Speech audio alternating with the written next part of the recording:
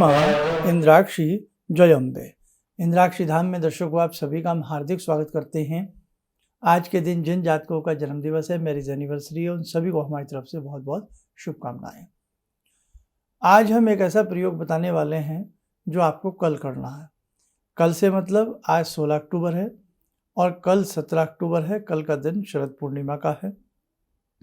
आप में से बहुत लोगों के बच्चों की या आपकी स्वयं की कुंडली में गुरु चांडाल दोष हो सकता है। बृहस्पति कमजोर हो सकते हैं।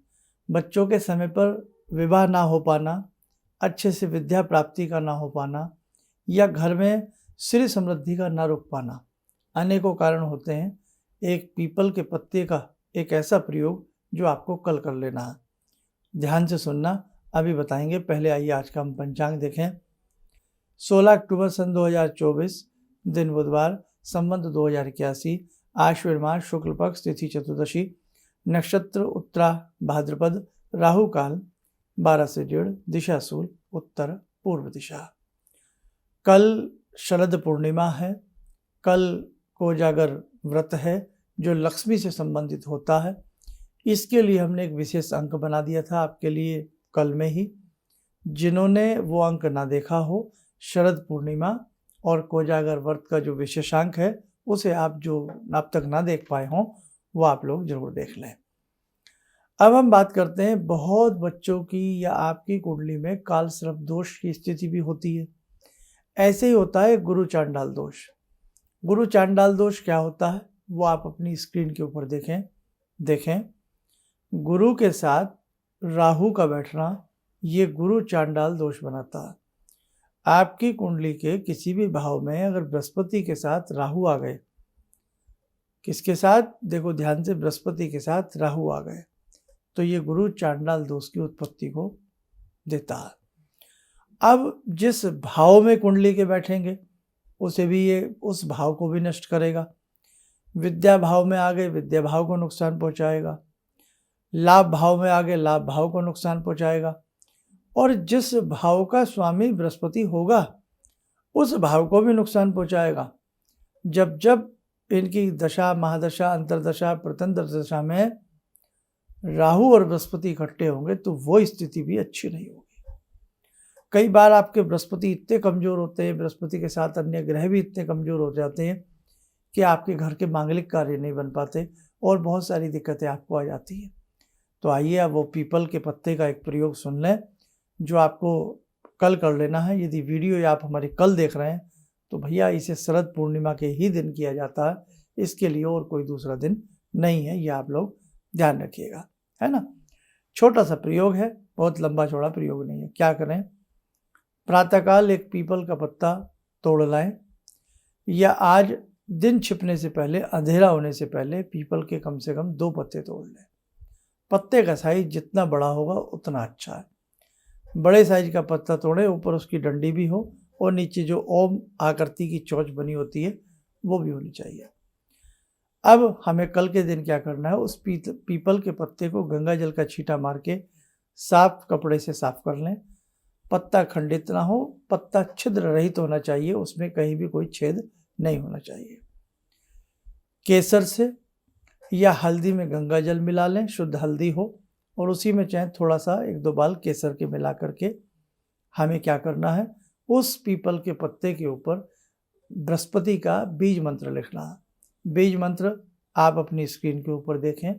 ओम ग्राम ग्रीम ग्रौम सह गुरुवे नमः।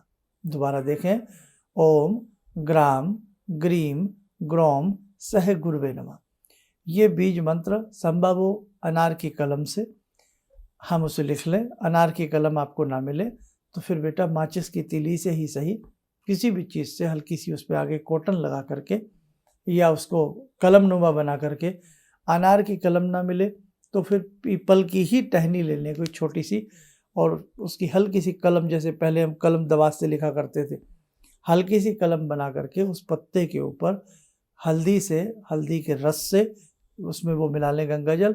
ओम ग्राम ग्रीम ग्रोम से सीधा ना आ सके तो आधा ऊपर लिख दें, आधा उसके मंत्र नीचे लिख दें। लिख करके अब पीपल, ये लिखना कैसे ये भी ध्यान रखें। जो पीपल के पत्ते की चोंच है वो नीचे रहे, उसकी जो मुख है एक तरह से नीचे रहे, और जो उसकी जहाँ से डंडी का जुड़ाव होता वो ऊपर की तरफ रहे। ये भी आप स्क्रीन के ऊपर देखें, ऐसे पीपल का पत्ता रहेगा और उसके बीच में हम लोग लिखेंगे। ठीक है, हमने बीच में लिख लिया। लिखने के बाद इस पीपल के पत्ते को किसी तस्तरी प्लेट में रखें, धूप दीप दे में थोड़ी सी चने की दाल चढ़ा करके उसको प्रणाम कर लें और यही कहें कि हे वनस्पति देव, हे बृहस्पति देव, हे पीपल देव, आपकी कृपा से हमारे बच्चों की तरक्की हो। यदि आपके बच्चों पे या आप में किसी में गुरु चांडाल दोष है तो उसकी मुक्ति के लिए उनसे प्रार्थना करें कि इस दोष से हम सदा सदा के लिए मुक्त हो जाएं। और यदि आपके घर में बच्चों के कार्य नहीं बन पा रहे हैं, विद्या के, विवाह के, तो आप ये भी भगवान से मनौती मांगें कि आपकी कृपा से हमारा कार्य श्रेष्ठ बने। और जो मंत्र पीपल के पत्ते के ऊपर लिखा है, इसी मंत्र की एक माला रुद्राक्षी माला से जप लें। ओम ग्राम ग्रीम ग्रोम से गुरुवे नमः। 2-2.5 मिनट लगेंगे आपको मुश्किल से। जपने के उपरांत उसी पीपल के पत्ते को दिन भर पूजा में रखा रहने दें। रात्रि में शरद पूर्णिमा रहेगी, जो पूर्णिमा का वो होता है उस समय भी रखा रहने दें। और यदि रात्रि में घर में धूप दीप आप करते ही हैं तो पीपल के पत्ते को भी धूप दीप अर्पण कर दें और उस वक्त भी 9 बार या 11 बार ओम ग्राम ग्रीम ग्रोम से गुरुवे नमः जप लें। सुबह तो करना ही है, शाम को भी थोड़ा सा कर लें। उसके बाद अगले दिन यानी कि 18 अक्टूबर की सुबह को इसी पीपल के पत्ते को या तो फ्रेम करा लें या फिर किसी प्रकार से किसी गत्ते ऊपर के कोई हल्की सी टेप वेप लगा करके इसको ढंग से चिपका करके अपने पूजा स्थल में इसको कहीं भी सामने की वॉल पर, वहीं जहाँ आपका पूजा पाठ होती है वहीं उसको लगा लें। मंत्र आपके सामने रहेगा, पीपल की चौंसी नीचे रहेगी, डंडी शिखा उसकी ऊपर रहेगी। बस उसको धूप दीप देते रहें रोज। नहीं तो बृहस्पतिवार के दिन जिस कन्या का विवाह ना हो रहा हो, जिसकी कुंडली में ऐसा दोष हो या घर में मंगल कार्य ना हो रहे हो, लक्ष्मी स्थिर ना हो पा रही हो, तो इसी बीजात्मक मंत्र को 9 बृहस्पतिवार मुश्किल से 11 बार या 1 माला कर लिया करें। आपको बहुत सुंदर परिवर्तन अपने घर में नजर आएगा। जो लोग 31 दिन की साधना कर रहे हैं वो उनकी साधना ही अपने आप में सफिशिएंट है। उन्हें किसी भी प्रकार से और कुछ करें या ना करें, भगवती जगदम्बा की आप महाशक्ति की आप उपासना कर रहे हो तो आप ये मत सोचना शर्मा जी ने ये बताया तो ये भी कर लें। करना चाहो तो कर लो, मना ही नहीं है, लेकिन आप तो अपने आप में महती महादुर्गा महाजगदम्बा की साधना कर रहे हो बेटे, तो इसलिए आपका तो भगवती बेड़ा पार जरूर करेंगे। आइए समय हो चला आज की ध्यान साधना से जुड़ने का। आज की ध्यान साधना में जुड़ते हैं। देखो विष्णु जी के पीपल के पत्ते की हमने आपसे बात की है, तो जुड़ते हैं भगवान श्री हरि से। ओम करारविंदे न पदारविंदम मुखारविंदे विनिवेशयन्तं वटस्य पत्रस्य पुटे शयानं बालामुकुन्दं मनसा स्मरामि बालामुकुन्दं मनसा स्मरामि कस्तूरीतिलकं ललाटपटले वक्षस्थले कौस्तुभं नासाग्रे वरमुक्तिकं करतले वेणुकरे कङ्कणं सर्वाङ्गे हरिचन्दनं सुललितं कंठे च मुक्तावले गोपास्ति परिवेष्टितो विजयते गोपालचूडामणि शान्ताकारं भुजगशयनं पद्मनाभं सुरेशं विश्वाधारं गगनसदृशं मेघवर्णं शुभांगं लक्ष्मीकान्तं कमलनयनं योगवृद्ध्यानगम्यं वन्दे विष्णुं भवभयहरं सर्वलोकैकनाथं। कवच बना लें, ध्यान करें, श्री पुरुषोत्तम का सुवासीस हम सबके ऊपर बरस रहा है।